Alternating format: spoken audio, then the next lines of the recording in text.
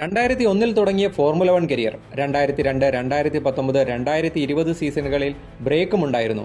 ഇതുവരെ മൊത്തം 22 സീസണുകൾ. ഫോർമുല 1-ലെ ഏറ്റവും അധികം റേസുകളിൽ മത്സരിച്ച റേസ് ഡ്രൈവറാണ് ഫെർണാണ്ടോ. 44-ാമത്തെ വയസ്സിലും അദ്ദേഹം വളരെ കോമ്പറ്റീറ്റീവ് ആണ്. അദ്ദേഹത്തെ ഈ പ്രായത്തിലും ഏറ്റവും പ്രായം കുറഞ്ഞ റുക്കി ഡ്രൈവർ എന്നാണ് വിശേഷിപ്പിക്കുന്നത്. 1999-ലെ 24 അവേഴ്സ് ഓഫ് ബാഴ്സലോണയിലെ എൻഡുറൻസ് റേസിംഗിൽ മൂന്നാമതായി ഫിനിഷ് ചെയ്തു. അതുപോലെ 2018, 2019 കാലഘട്ടങ്ങളിൽ ലീമാൻസിലും മത്സരിച്ചു. അതിൽ ഒന്നാമതായി. വേൾഡ് എൻഡുറൻസ് ചാമ്പ്യൻഷിപ്പിൽ ടൊയോട്ട ടീമിന് വേണ്ടി 2018, 2019 മത്സരിച്ചു. അതിൽ ചാമ്പ്യനായി. ഇന്ത്യാനാപോളിസ് 500-ൽ 2017, 2019, 2020 മത്സരിച്ചു. 2001-ൽ റേസ് ഓഫ് ചാമ്പ്യൻസ് നേഷൻസ് കപ്പും വിജയിച്ചു. ഒരു ഡ്രൈവർ മാനേജ്മെന്റ് ഫേം അദ്ദേഹം നടത്തുന്നുണ്ട്. അതുപോലെ 2005 മുതൽ യുണിസെഫ് ഗുഡ്വിൽ അംബാസിഡറാണ്.